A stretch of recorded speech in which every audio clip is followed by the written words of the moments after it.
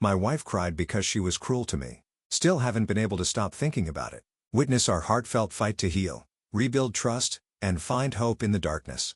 Hello. I've never posted here. I'm sorry. I really don't know exactly how to start to tell this story, especially because I know it makes me look like a total prick.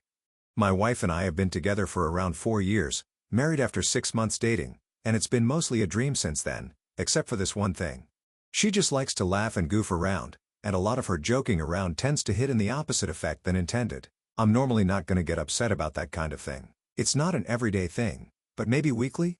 Okay, ton of context out of the way now. Last night my wife and I both had a hard day at work. I think we didn't get to talk about it, because the minute we got home there was more work. You know how it is, dogs made a hell of a mess. Yeen.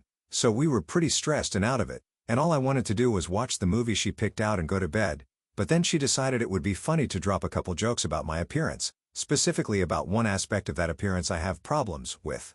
That day, I was just so tired and upset already, and I just looked at her and said ow. And she laughed again, but I didn't drop it, and I insisted on an answer to why she would say that about me. She asked what I meant, and I asked what response she expected when she made fun of me for my appearance, particularly part of it that she knew I felt bad about. I almost did the children's empathy talk where you go and how would you feel if someone did that to you. But I knew that would be condescending and wrong, so I didn't. Anyway, I wouldn't have gotten much out, because this is when the crying started. I didn't get to see it stop for long all night. Just big, heaving sobs, and shaking, telling me that she thinks she is going to have a panic attack all night long, because I scared her by being so serious. I am not an angry person. I've never been violent. I never moved from the seat when I brought up the mocking thing. She had no reason to think that, and I could think of only one reason for her to cry like that, and this is where I'm gonna sound like a prick, and why I'm doing this anonymously. She saw that I was calling her out for making fun of me for no reason and wanted to change the vibe and feeling in the room as quickly as possible, to instead focus on her having an episode. This isn't the first time this has happened, but it's the first time I've noticed a pattern. Step 1. She upsets someone. Step 2. She will have a panic attack if you don't comfort her right now, actually. Step 3. I shove aside any and all feelings I have on the matter, no matter what it is about, apparently including mocking me. But if I didn't, she would have a genuine medical episode and we could wind up in the hospital. If the person offended is not me, they may also be brought in for emotional support, but I will be. Do I really think that's what it is? I want to say no, say bad, but a part of me does.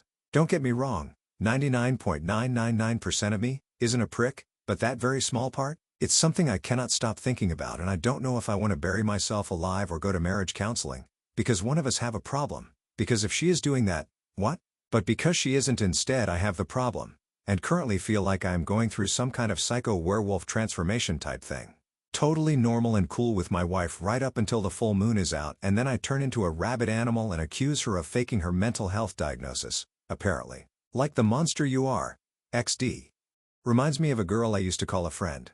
They could always dish it out, no breaks. The moment they're called out on it, they're a victim. If you feel this works for you, that's your business. But I don't talk to that girl anymore. There is nothing worse than to find out how alone you are, you in a room with another person you thought you could speak to and be understood by, and psyching yourself out of judging, quite fairly and justifiably, someone who refuses to acknowledge the most basic feelings you have is a bad move for yourself. She hurt you. You tried to address it. She didn't want to stick around for anything further, so she checked out. That's the facts. Crying works on empathetic people because it signals that things have gone too far, that some harm has taken place, and that you should stop whatever you're doing. But what you're doing is defending yourself in a civilized way. You're the hurt one, and the only one that should have stopped and needs to stop is her. That's nothing you should be second guessing. Quick_scheme 3120. I knew a girl like this too. She called my friend a fucking bitch, and when I tried to get the true story from her, she made herself the victim and was cruel to me to win the argument.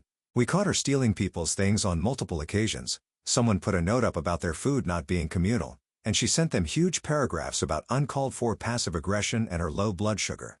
Marriage is far more complicated than a housemate.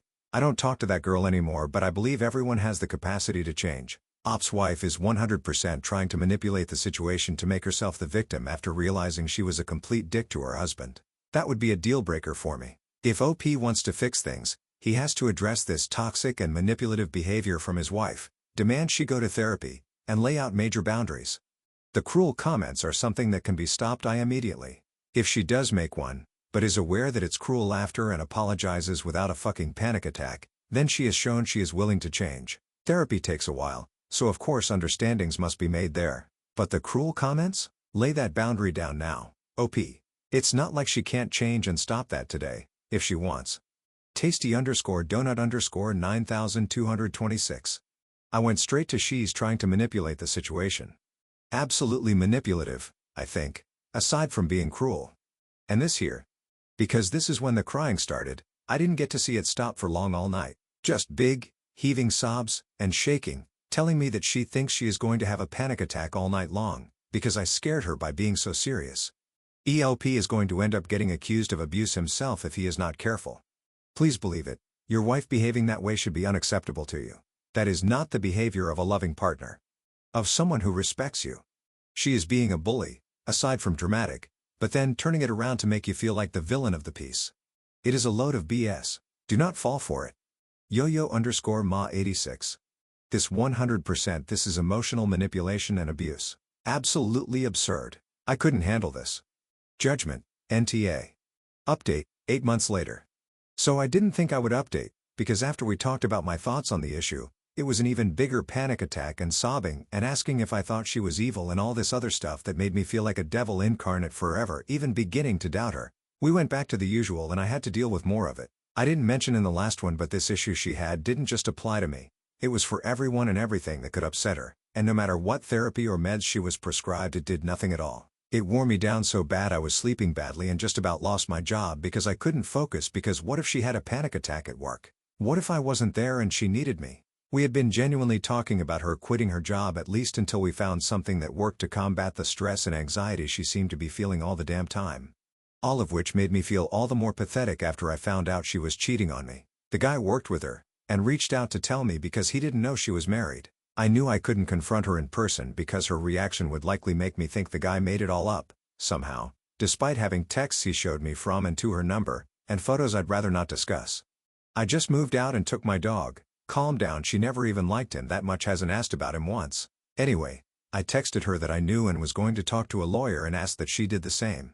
A lot of crying voicemails and saying she didn't know what I was talking about, followed by trickle-truthing in text messages while I was on my friend's couch.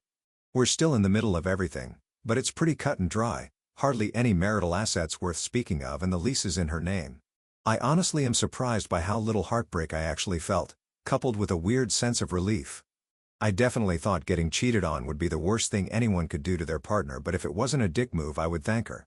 Anyway, thank you all so much for the advice, even if I was too stupid or weak of spine to take it at the time. It was helpful for just a little bit to not feel crazy. Comments. No mechanic 3048. That's because she killed any love you had for her by constantly belittling you and then guilting you. Grunt Bugly. Not loving someone anymore sure does make it easier to leave them. View Acanthicida 8311. Yep, once the love fades, the clarity hits hard, and walking away starts to feel like freedom. Odd_welcome 7940. A lot of times cheaters are either the most secure or insecure people in general when they are having an affair. Sounds like some of her anxiety may have been made way worse by the fact she knows just how low her morals are. So she assumes the world is the same.